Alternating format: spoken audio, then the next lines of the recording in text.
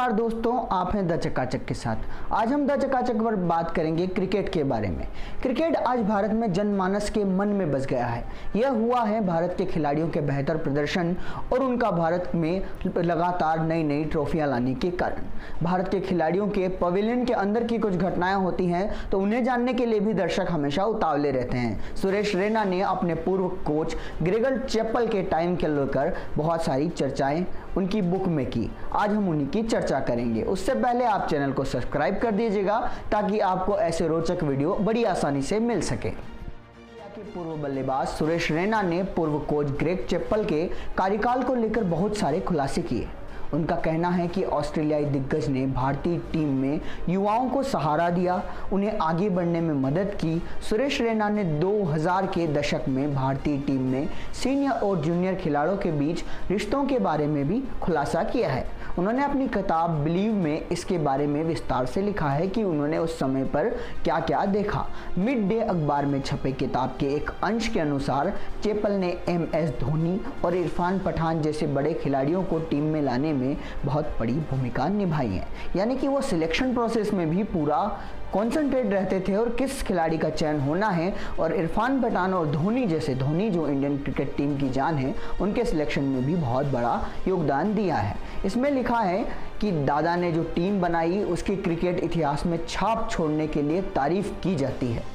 उनके द्वारा जो सिलेक्टिव टीम थी वो हमेशा छाप छोड़ के गई है।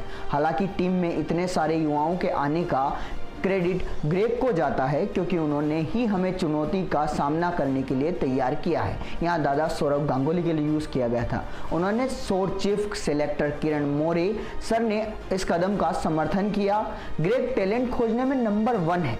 वह हमेशा तय करते थे कि युवाओं को भारतीय टीम में उनका श्रेय मिले और उन्होंने RP Singh, MS Dhoni, S Sreesanth, मुरली कार्तिक और इरफान पठान जैसे खिलाड़ियों को लाने में अहम रोल निभाया, उनको आगे लाए।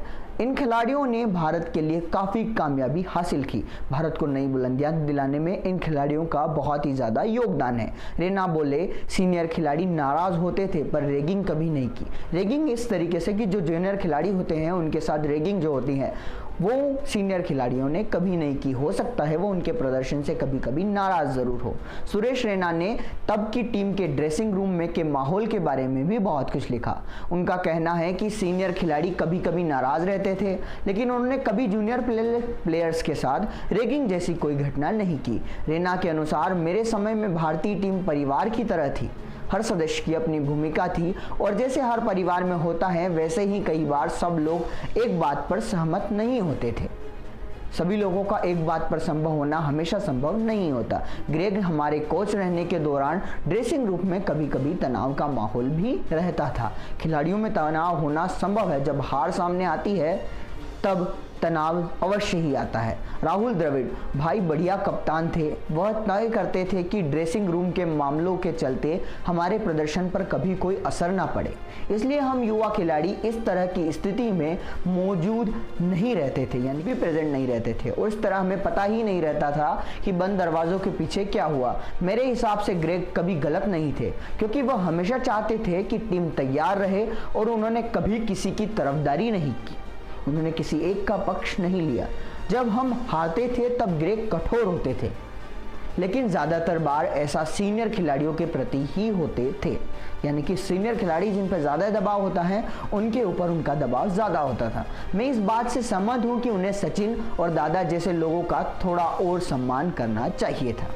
एक बार ग्रेग ने मुझे मैच से एक दिन पहले तय सीमा से पहले प्रैक्टिस करने जाने के लिए कहा। मुझे याद है कि टीम के सीनियर खिलाड़ियों में से बस मेरा मजाक बनाया जाता था सिर्फ इस छोटी सी बात के लिए कि मुझे एक्स्ट्रा प्रैक्टिस के सेशन लेने मिलते थे, जैसे कि मैच में केवल मुझे अकेले को ही खेलना है। इस पर मैंने फौरन उनसे मेरे साथ आने को कहा क्योंकि किसी को चोट पहुंचाना मेरी कभी मंशा नहीं थी। सुरेश रैना ने ये सारे भाव ग्रेग के कार्यकाल के बारे में कहे। आपको ये कैसे लगे आप हमें कमेंट सेक्शन में ज़रूर बताएं और उससे पहले चैनल को सब्सक्राइब अवश्य करें।